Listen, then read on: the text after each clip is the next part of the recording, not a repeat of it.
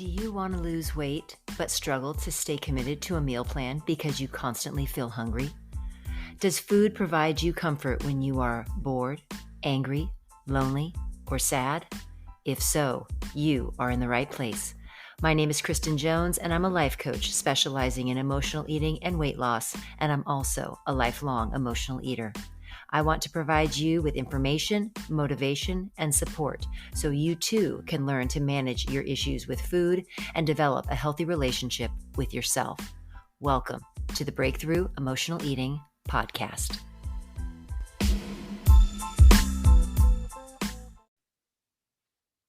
Hi, and welcome to the Breakthrough Emotional Eating Podcast. My name is Kristen Jones, and thank you so much for joining me this week. So, as always, I am live in my Facebook group, and I have to say that I have been a little sneaky and a little deceptive. I guess, yeah, deceptive, I guess would be the word. Because I have not I publicized what my podcast was going to be about, that it was going to be about the best kept diet secret, but I haven't told anybody what it is. And so some of you are going to be like, oh my gosh, is it not eating after 7? Is it, not eating eating 3 meals and no snacking because that's my thing? And is that what it is? No, it's not any of those things. This is something that every single one of you does every single day, every single day. The quality and the quantity varies from person to person, but it impacts us, every person, in a very dramatic way. And it also is something that when we have it, we love it. When we don't have it, oh my gosh, do we miss it? And do we want it back? And do we want to be able to do it again and again and again? So, the topic of today's podcast is the best kept diet secret, which is, in fact, sleep. I know some of you are like, what? Sleep? That was not what I was expecting, and I'm a tad disappointed. Oh, do not be disappointed because I will tell you all of the fabulous things. So, today we are going to learn a variety of things about sleep and then how you can improve your sleep starting tonight. Things that you can do tonight to improve your sleep that are going to dramatically improve how you go about your weight loss journey. I promise you, if you get this dialed in, you will be on a roll and you will notice such a huge difference in a variety of aspects of your life. So, if you are listening on the podcast, thank you so much for listening. If you are listening on the podcast and you are not a member of the Breakthrough Emotional Eating community on Facebook, you absolutely want to be one. Go to www.facebook.com/groups/food breakthrough and become a member of the group. I have to say, and I'm not the one who's saying this, although I am kind of biased, but I'm not the one who's saying this, but I would say, hands down, probably one of the most common comments that I see in the group is people saying how supportive and kind and nurturing our group is. And I cannot take credit for that because that's the credit of our members. Our members know, they come in, they're supportive, they're caring, they uplift, they're kind, and I appreciate that more than any way that I can say. And so I really want to make sure that anybody who's even thinking remotely about coming into our group absolutely know that you will be supported. You will have people who will be there to cheer you on, to uplift you, to encourage you, all the things. And so please, if you are not a member, please come and join us. Each week, I always do a shout out, and I'm going to do a shout out to my entire membership.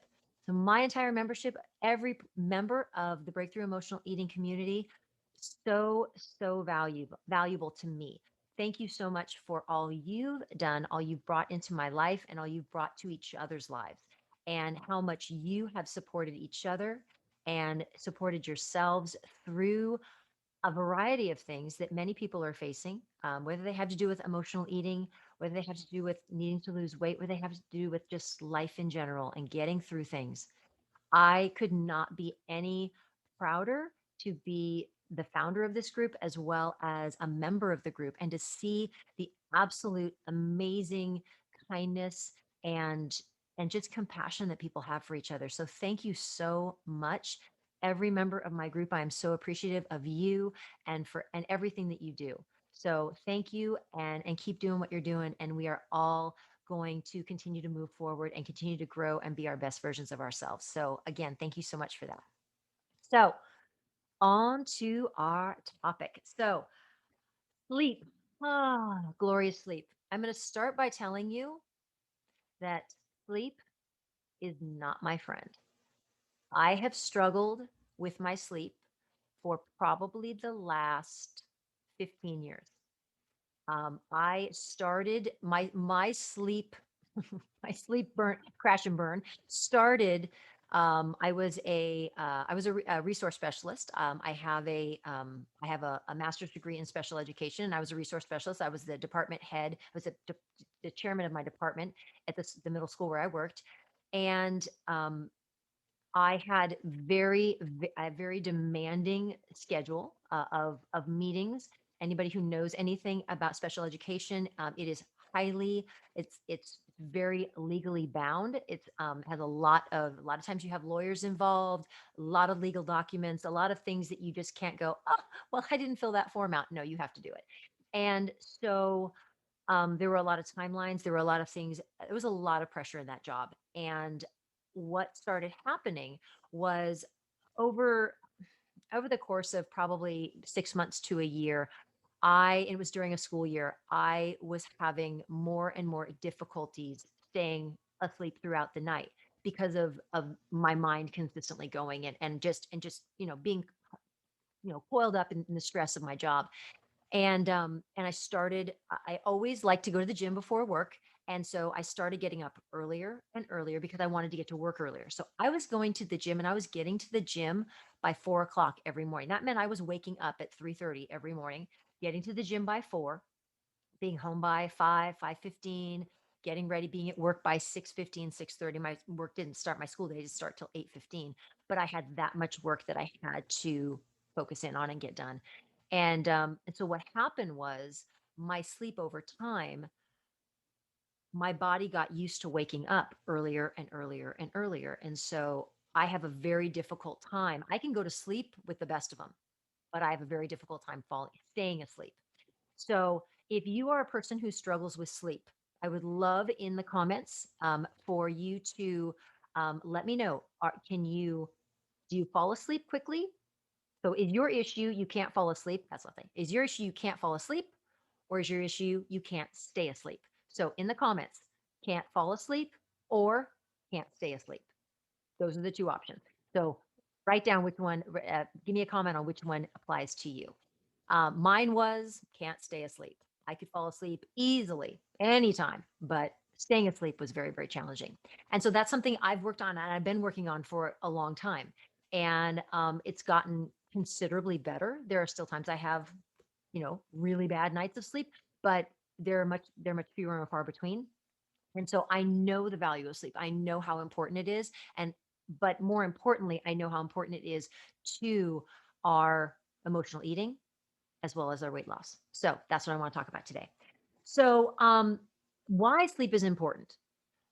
We are either in two circumstances, two situations when we are living. We are either in a state, catabolic state or an anabolic state. A catabolic state is when we are breaking down.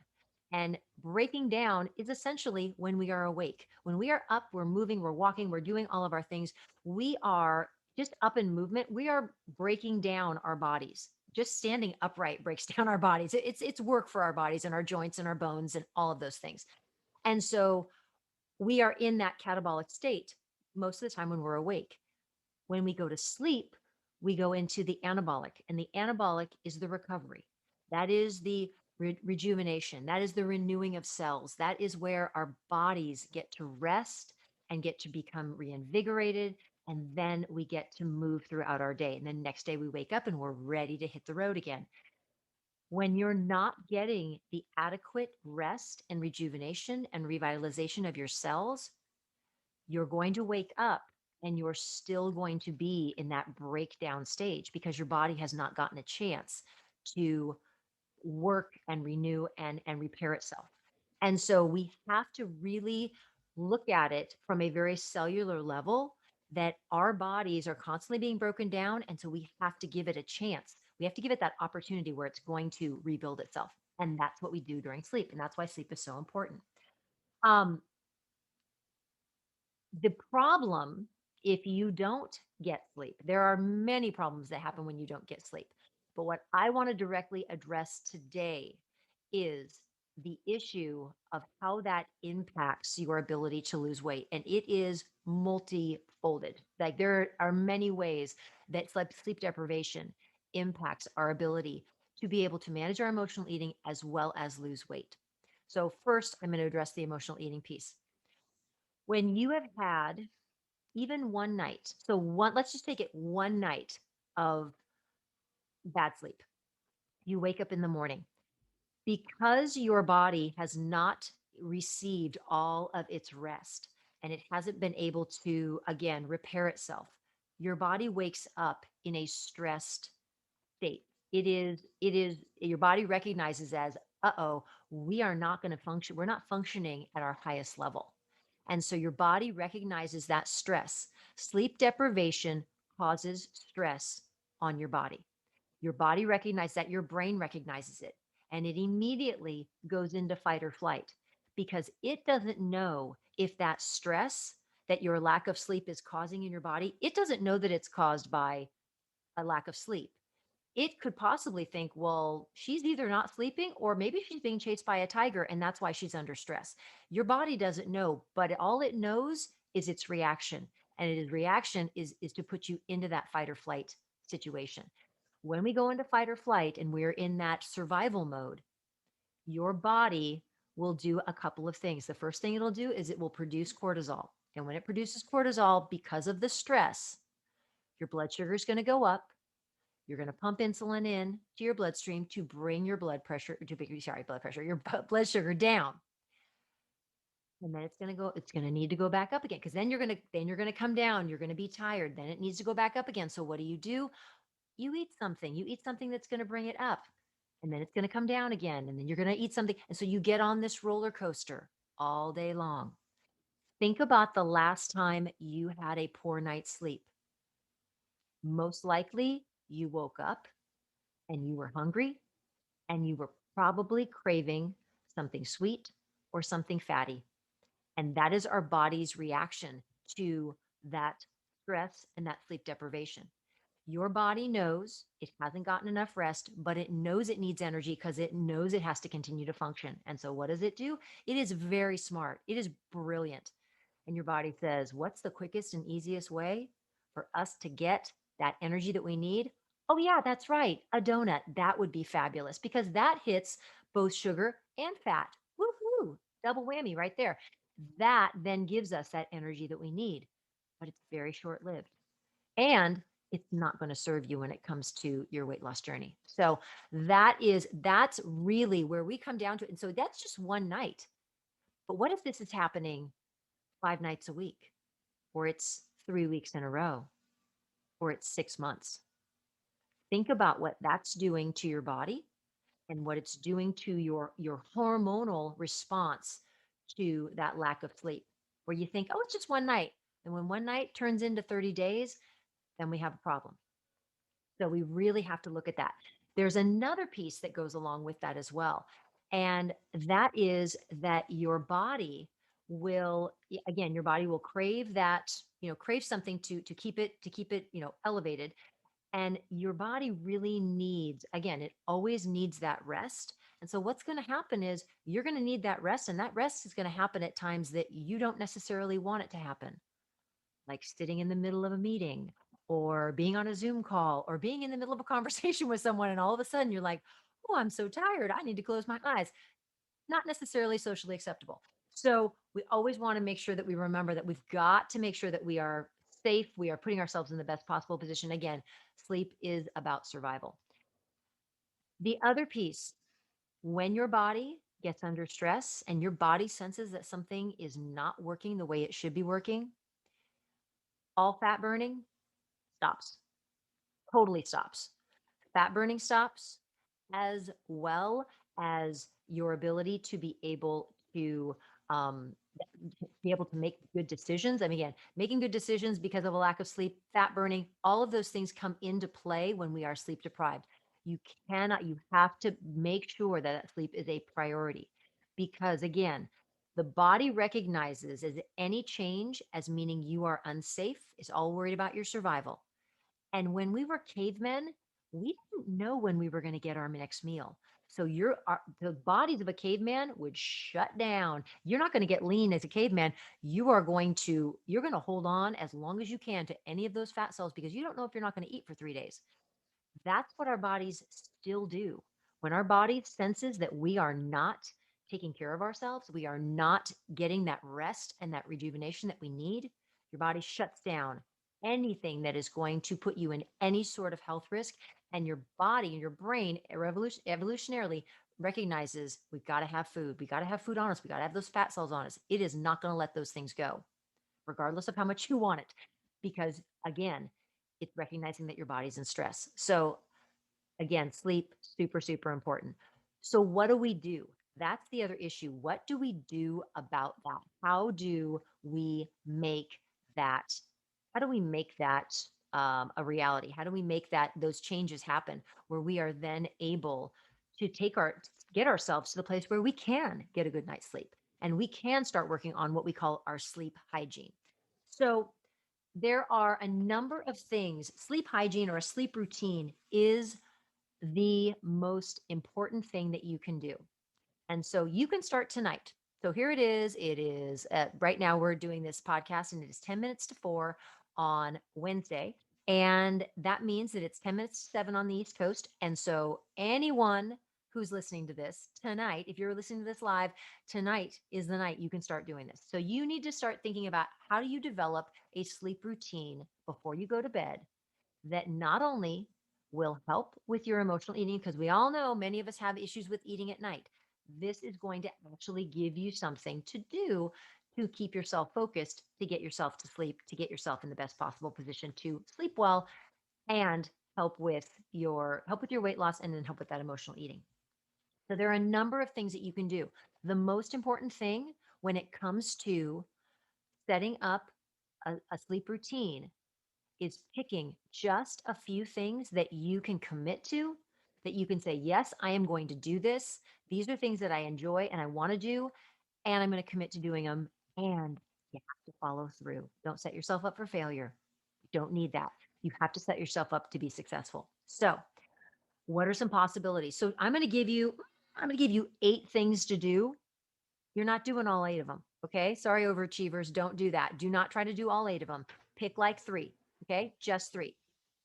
Hold on a second.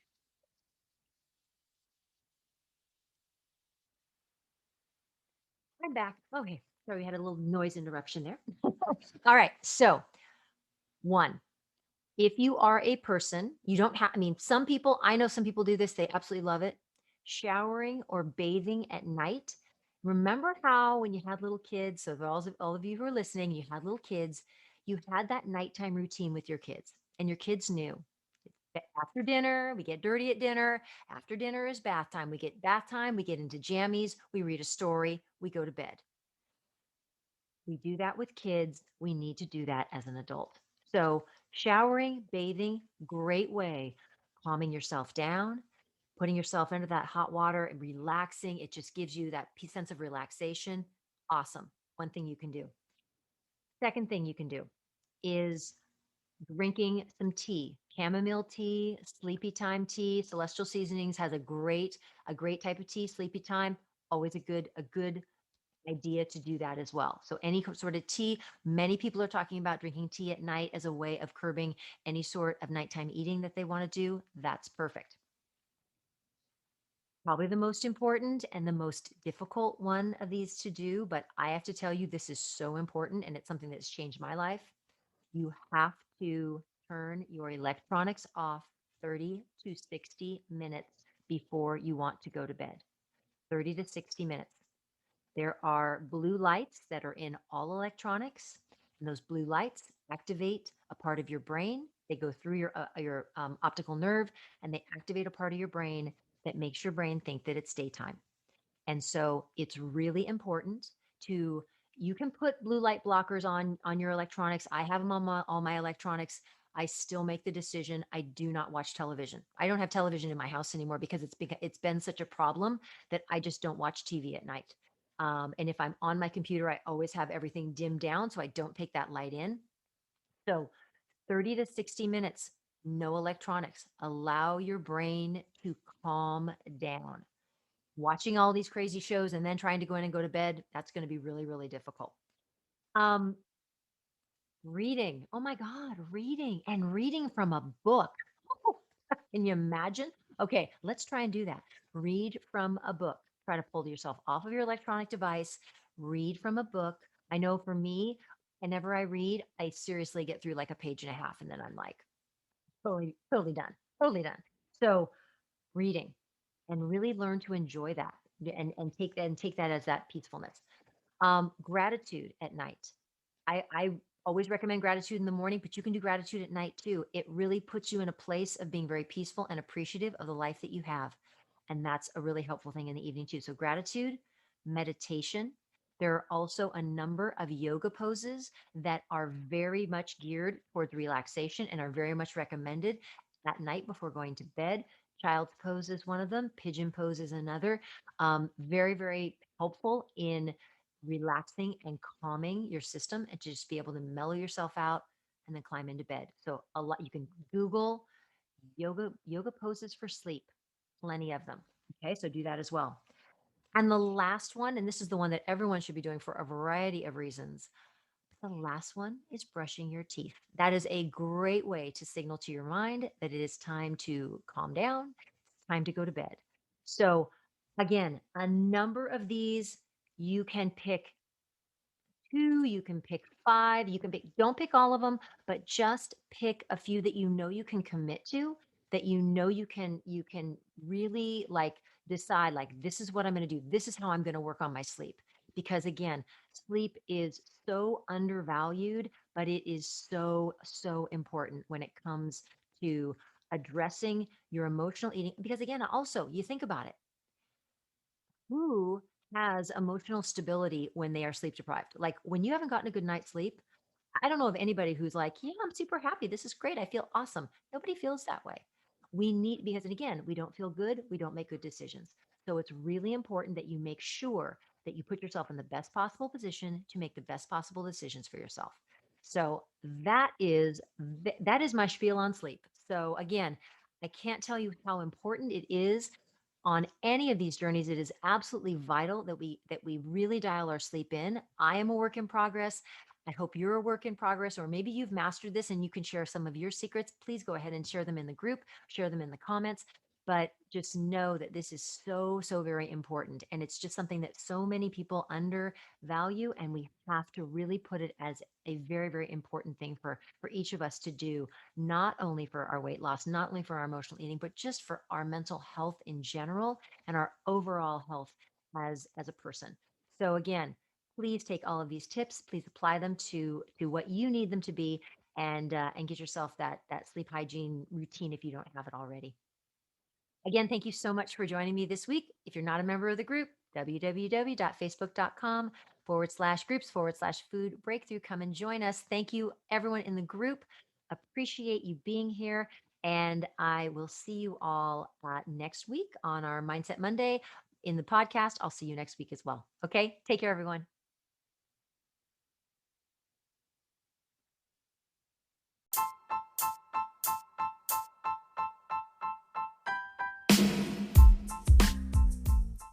Thanks for listening, and I hope you enjoyed today's podcast.